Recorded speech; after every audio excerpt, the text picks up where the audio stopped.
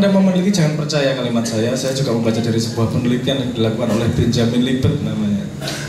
Benjamin Libet itu melakukan penelitian dan ditemukan bahwa ternyata manusia itu membuat keputusan sebelum dia sadar kalau dia membuat keputusan. Paham maksud saya? Jadi otaknya buat keputusan baru sekitar 30 milisecond, katakanlah setengah detik, baru setengah detik kemudian otaknya sadar bahwa dia mengambil keputusan. Jadi yang mengambil keputusan bukanlah otak yang sadar, di bawah sadarnya yang mengambil keputusan. Jadi keputusan yang Anda ambil itu sebenarnya sudah terjadi sebelum Anda menyadari keputusan tersebut. Nah terus pertanyaannya kemudian, terus siapa yang ambil keputusan itu? Wong kita baru menyadari keputusannya sudah ada kok. Bukan kita memutuskan kok. Kita sudah sadar, baru menyadarinya setengah detik kemudian. Nah ini teori saya, lagi teori, jangan jadi polusi. Yang namanya free will itu kan ada, kebebasan memilih. Tapi letaknya bukan pada ketika Anda mengambil keputusan. Nanti saya urut lagi satu demi satu. Oke. Yang mengambil keputusan tadi kan pertanyaannya gini, yang mengambil keputusan siapa? Yang mengambil keputusan adalah pola yang Anda bangun di dalam otak Anda. Salah satu contoh, misalnya Anda perjalanan ke rumah, ada pilihan jalan A dan pilihan jalan B. Ini pertama kali Anda lewat jalan itu. Terus kemudian Anda lewat jalan B, kemudian bannya bocor. Oke? Besok kalau Anda lewat jalan itu lagi, Anda ngambil A atau B? A. Kenapa? Karena punya pengalaman ban bocor di B. Itu sudah jadi pola pengalaman di kepala Anda sehingga menghasilkan keputusan Anda memilih jalan A. Tapi tidak harus seperti itu. Karena Anda mau ngambil pola itu karena Anda sudah memutuskan bahwa pengalaman ban bocor itu adalah pengalaman negatif. Kalau Anda masuk jalan B, terus kemudian bannya bocor, terus Anda di tengah jalan wiritan atau ngapain, termenung sambil dorong, karo keringetan nang kelingan Gusti Allah, dan Anda merasa Tuhan sedang mencoba mendekatkan saya dengan ban bocor itu. Ban aku kelingan karo Gusti Allah. Jadi pengalaman positif atau negatif? Positif. Besok Anda lewat jalan A atau jalan B? Jalan B. Kejadiannya sama, pengartiannya yang berbeda, pemaknaannya yang berbeda. Makanya di Islam diajarkan untuk mencari hikmah dalam setiap kejadian. Disuruh menjadi ahli, orang yang ahli syukur. Syaratnya Anda bersyukur apa? Melihat sesuatu dengan cara yang positif. Misalnya Anda ditolak yang ke-16 kalinya. Ini bukan saya berarti saya tidak pantas ini, tapi saya sedang dilatih istiqomah sama Tuhan. Loh, Tuhan tidak mau saya berpasangan karena Tuhan sendiri tidak ada pasangan. Tuhan itu tauhid sendiri. Yuk coba saya ngomong yuk. Orang yang Jogja nggak salah. Mas, jomblo itu expert apa? Manifestasi dari ketauhidan karena Tuhan juga jomblo. Jangan ngomong yo wis.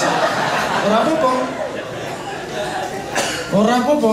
Karena kita juga belum pernah mendengar konsep bojone Gusti Allah. Kan belum pernah konsep. Ya, dia mengambil pengalaman yang itu menjadi pengalaman positif. Sehingga pola di dalam kepalanya jadi berubah. Pola itu yang akan membuat keputusan di masa depannya. Kalau Anda tidak bisa mengontrol pola itu, yang terjadi adalah Anda berputar-putar pada pengalaman yang sudah Anda alami sebelumnya. Anda lihat, coba perhatikan 10 misalnya, rata-rata ya sekitar 10-13 tahun cycle-nya itu. Coba Anda lihat 10 tahun yang lalu, masalahnya hampir sama sekarang. Bisa ada yang nggak 10 tahun, bisa ada yang berapa cycle-nya, putarannya bisa lebih pendek. Tapi biasanya masalah berulang. Kenapa? Karena Anda tidak bisa lepas dari pola yang Anda bangun selama ini.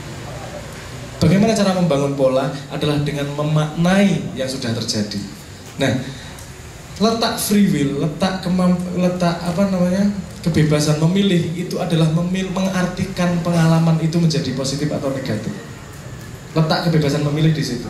Jadi keputusan Anda bukan ketika ada pilihan A atau B, tapi keputusan Anda adalah ketika memaknai pengalaman sebelumnya dalam keadaan tersebut. Pengalamannya seperti apa? Anda ambil itu sebagai pengalaman positif, dia akan membuat pola yang berbeda ketika Anda mengambil itu menjadi pengalaman negatif. Nah, pengartian terhadap pengalaman ini 100% di tangan Anda. Tapi ya Roding 100%. Ya banyak persen di tangan Anda. Karena ada yang mendapatkan bisikan, ada yang mendapatkan hidayah, ada yang mendapatkan pemahaman. Karena pemahaman itu rezeki, warzuqni fahman, tidak bisa didorong. Jadi ada yang mendapatkan rezeki pemahaman, dia bisa lebih tepat untuk melihat polanya seperti apa. Nah tapi letaknya di situ. Islam mengajarkan kita untuk bersyukur, berprasangka baik. Apa itu? Itu adalah membangun pola di kepala kita sehingga besok keputusannya menjadi lebih tepat. Karena terus gini, kita nyambung sama internet. Lihat, keputusan Anda yang kemarin membentuk pola sehingga membentuk keputusan di masa depan. Keputusan Anda ngeklik apa, baca apa, berapa menit, melihat informasi ini berapa detik, dilewati atau diklik dan seterusnya, itu membentuk sebuah pola yang dicatat oleh server. Sehingga dia bisa memprediksi apa yang kamu inginkan berikutnya, karena dia sudah tahu mesin pola di dalam kepala. Sesederhana itu sebenarnya. Nah, orang yang mau lepas dari si lingkaran itu adalah orang yang mengenali dirinya sendiri. Dia di atas dari polanya. Dia secara sadar membentuk polanya. Dia secara sadar tahu mau kemana. Nah itu orang yang tidak gampang diprediksi oleh mesin. Karena dia lebih berdaulat pada dirinya. Tidak hanya berjalan berdasarkan pola, tapi berjalan berdasarkan tugas, berdasarkan informasi langit, berdasarkan hal-hal yang berbeda. Tidak hanya seperti kewan. Kewan itu gampang dipawangi karena polanya jelas. Ya kan? Kalau polanya tidak jelas, ora iso dipawangi, tidak bisa diprediksi, tidak bisa dikontrol. Tapi itu syaratnya kamu mengerti dirimu sendiri yang lebih tinggi dari hewan itu yang seperti apa. Nah itu pekerjaan yang tidak mudah. Kita makanya hampir semua agama, semua pola, belief system mengajarkan kita untuk mengenal dirinya sendiri, agar kamu menjadi orang yang berdaulat dan bebas seutuhnya. Nah mungkin respon saya seperti itu. Jelas soal conscious dan unconscious itu tadi sudah jelas. Terus bagaimana komputer bisa memprediksi itu tadi, Google dan segala macam. Ya karena pola itu. Karena pola itu akan masuk ke bawah sadar.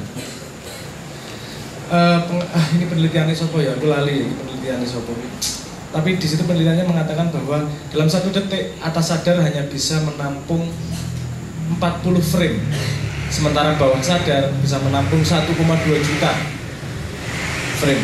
Jauh banget yang ditampung oleh bawah sadar dan di atas sadar. Kalau kita tidak kontrol bawah sadar kita gampang dimanipulasi seperti di fokus tersebut. Nah, ini pembahasan sing cabangnya bisa bermacam-macam ini, tapi akan saya kembalikan kepada teman-teman mau membahas apa. Tadi yang ditanyakan sudah saya coba respon di situ. Ngoten nggih.